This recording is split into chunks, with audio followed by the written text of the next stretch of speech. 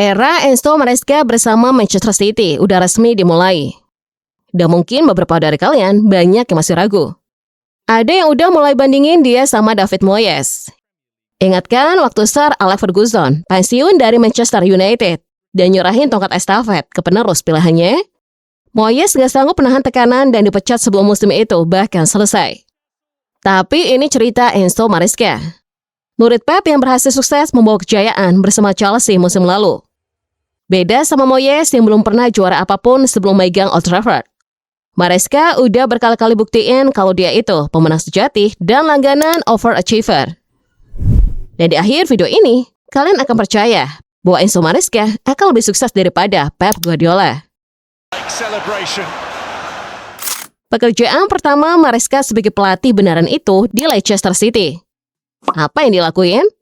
Langsung bawa Leicester promosi lagi. Juara Championship dalam prosesnya. Itu jadi trofi resmi pertamanya sebagai pelatih. Ini bukan masalah cuma trofi Championship. Ini pelatih yang selalu nemuin cara buat menang dimanapun dia berada. Setelah itu dia gabung Chelsea, klub yang baru aja finish posisi 6 di bawah Mauricio Pochettino dan harus main di Conference League. Apa yang Maresca lakuin di situasi itu? Dia juara Conference League dengan meyakinkan, membantai Real Betis tempat 1 di final di World Club. Dia juga bawa Chelsea balik ke posisi 4 besar, finish keempat di musim pertamanya di Liga Inggris. Dan pas orang-orang mulai coba ngeremehin trofi Conference League itu, dia bikin kejutan buat seluruh dunia sepak bola dengan juara edisi pertama, FIFA Club World Cup.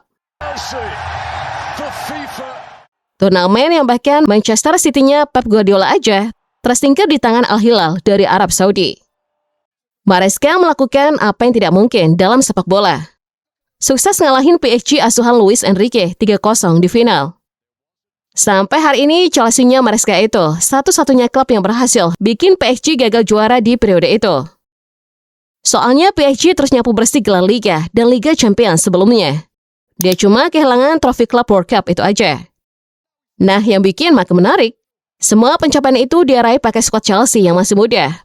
Belum terbukti dan jujur aja standar-standar aja. Sekarang bayangin apa yang bisa dia lakuin dan pemain kayak Erling Haaland, Rodri, Jeremy Doku, dan lini belakang berisi nama-nama berpengalaman kayak Ruben Dias dan Joshua Guardiola. Dilindungi kiper kelas dunia, Gianluigi Donnarumma. Coba pikirin, dulu di Chelsea striker yang Maresca punya cuma Nicolas Jackson dan Joe Pedro. Maaf, Liam Delap nggak ikut masuk list. Talenta oke, tapi jauh dari level goal-getter kelas atas kayak Haaland. Mulai kelihatan kan masa depannya? Karena banyak orang meremehkan apa yang terjadi kalau pemenang sejati akhirnya dikasih sumber daya yang layak.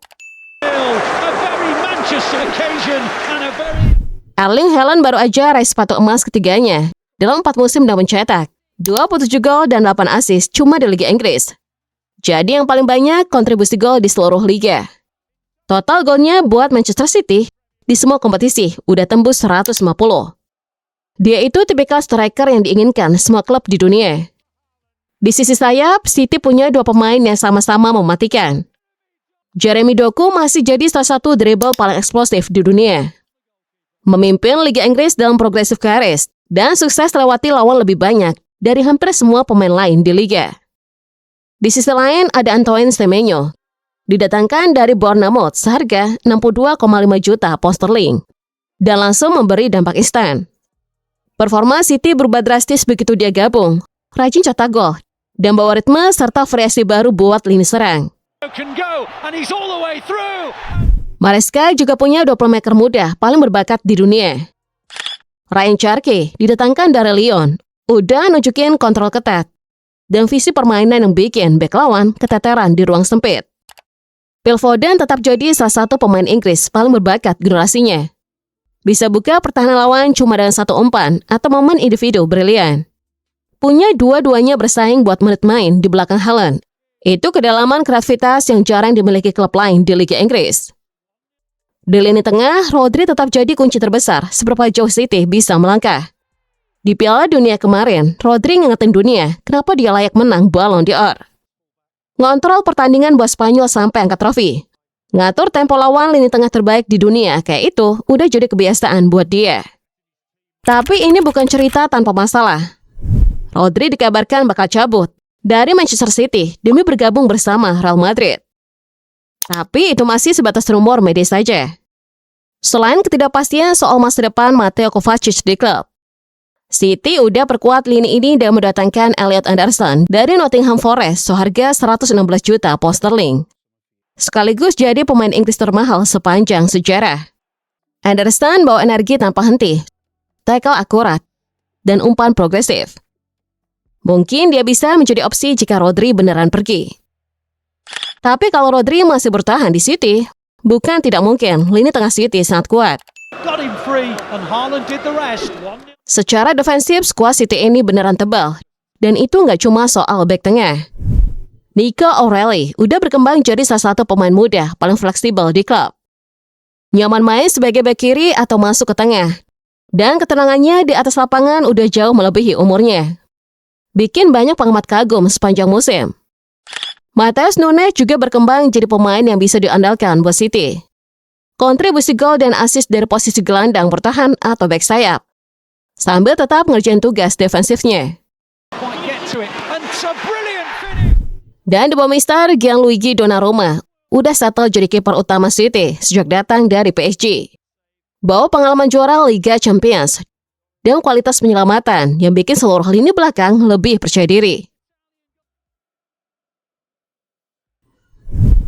Jadi ini kenyataan yang mungkin bikin gak nyaman buat yang masih ragu sama Enzo Maresca. Dia yang belum pernah gagal juara, sesuatu yang penting dimanapun dia melatih. Ya udah pernah ngalahin PSG di panggung terbesar sepak bola klub. Dengan sumber daya yang jauh lebih terbatas dari yang dia punya sekarang di Manchester City. Ini bukan proyek rebuilding. Ini pelatih yang dikasih salah satu skuad paling berbakat di dunia sepak bola. Tapi ngelihat apa yang udah Maresca capai dan modal yang jauh lebih terbatas, rasanya bakal jadi kesalahan kalau kita meremehkan dia. Jadi apakah Enzo Maresca bakal buktiin semua yang ragu itu salah? Dan bawa gelar Liga Inggris di musim pertamanya bersama Manchester City? Atau tekanan gantiin Pep Guardiola ini terlalu berat buat siapapun tangani secepat itu?